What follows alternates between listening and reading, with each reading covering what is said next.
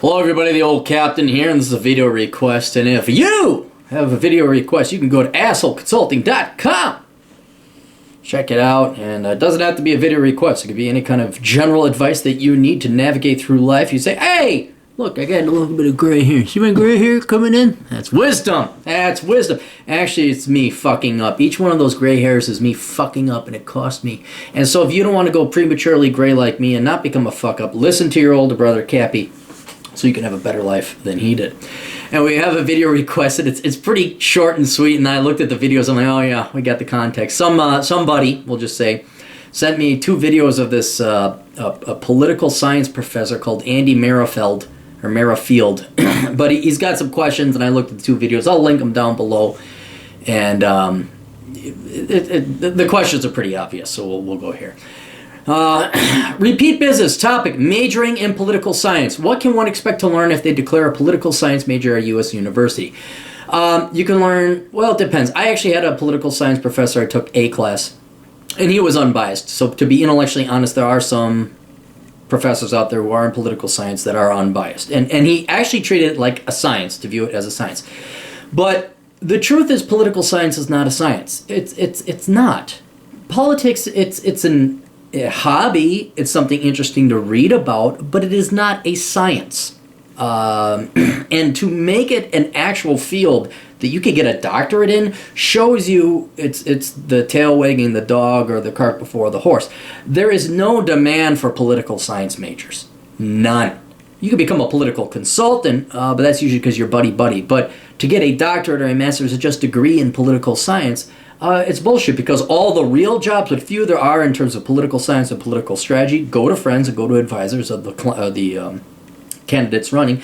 And the rest of you, I saw this in like college Republicans, college Democrats, whatever, the rest of you political science majors, you're just pawns. You're free labor. You go to any college political party meeting, it's like, yeah, we got to go out and flyer, and we got to do this, we got to raise away, we're going to do a phone call, da-da. You're doing free labor for the connected rich people over in the political parties.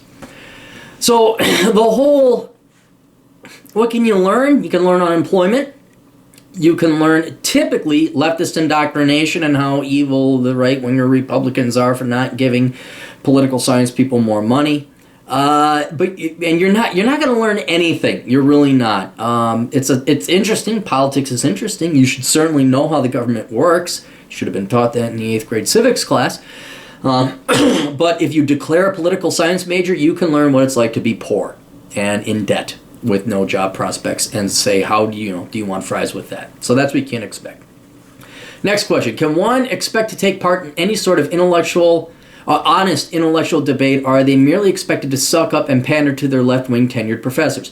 More or less, you can expect to suck up and pander to your left-wing tenured professors. They did multiple surveys, and they find out in academia, especially the liberal arts, you're talking about 98% of the professors are leftists. And it's very obvious why. These people have never had real jobs. They avoid real work. That's why they declared political science as a major when they were 18 years old. They never wanted to work hard anyway. What? Engineering? Calculus? Math? Algebra? Trigonometry? That's hard. No, I'm going to go and I'm too intelligent. I'm kind of an idea person. I think I should tell society how to run because I'm an 18-year-old and I'm very smart. My parents told me so. Well, fast forward 30 years, it's the same fucking bullshit, and they never set foot in the private sector and never held a real job. So now, of course, there's that 2%. Well, okay, they're Republicans. I don't know, but usually, if you're honest, you're going to say, we can't all be professors, and there has to be production somewhere, and then you're usually either being an engineer, an accountant, or you're outside of academia.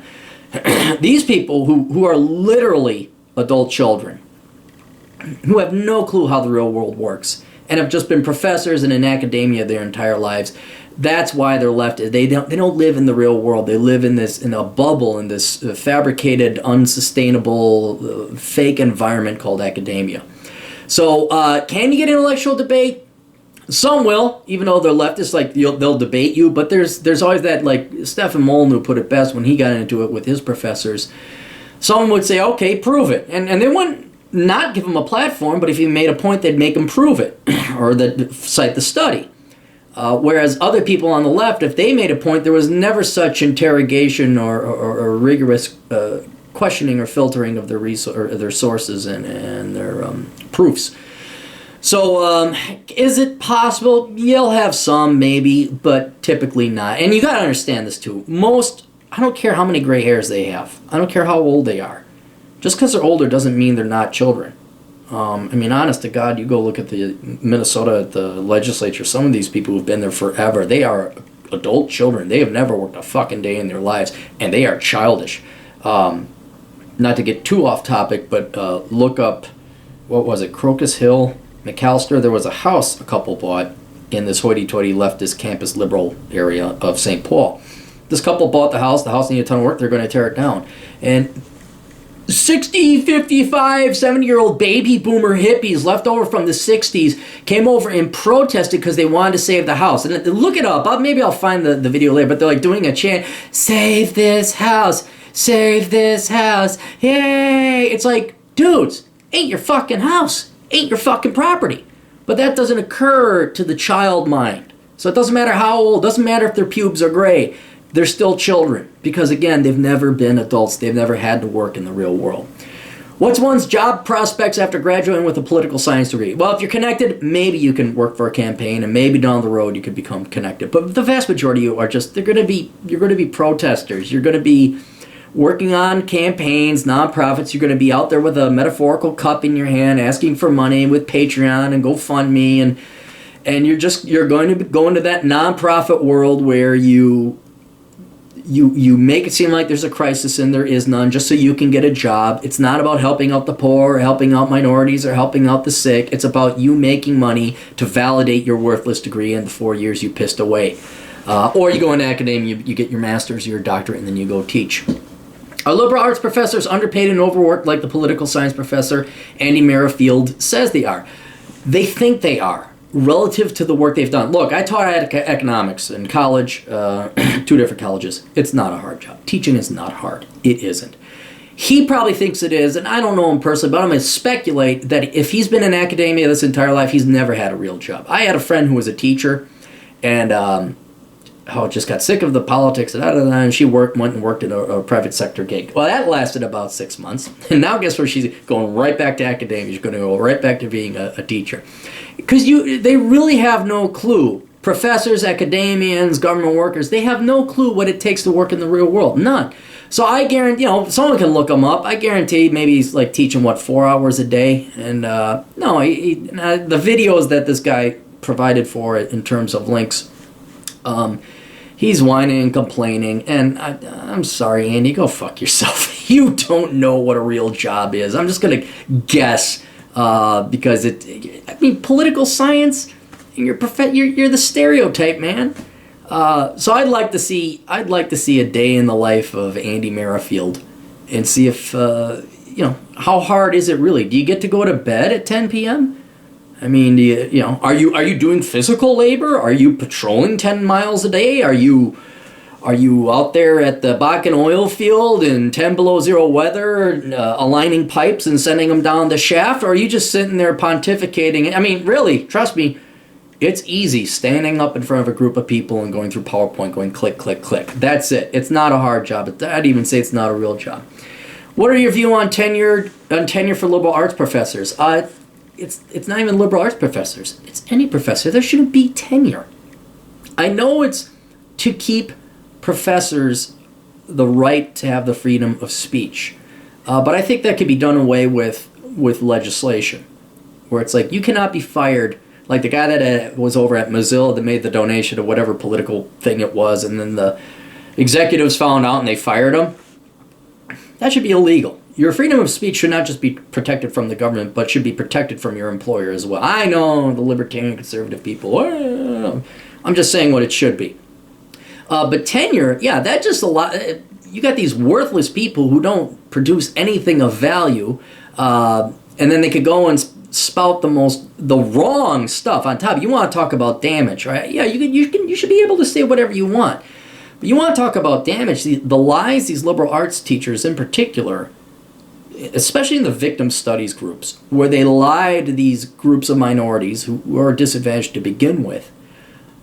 about their employment prospects. And like if you major in a grievance study like African American studies, Chicano American, Latino history, women's studies, whatever, gender studies, all that, you're using those students as victims to keep yourself employed by feeding them lies and, oh, you're a victim, and all you do is send them down a path of hate and unemployability.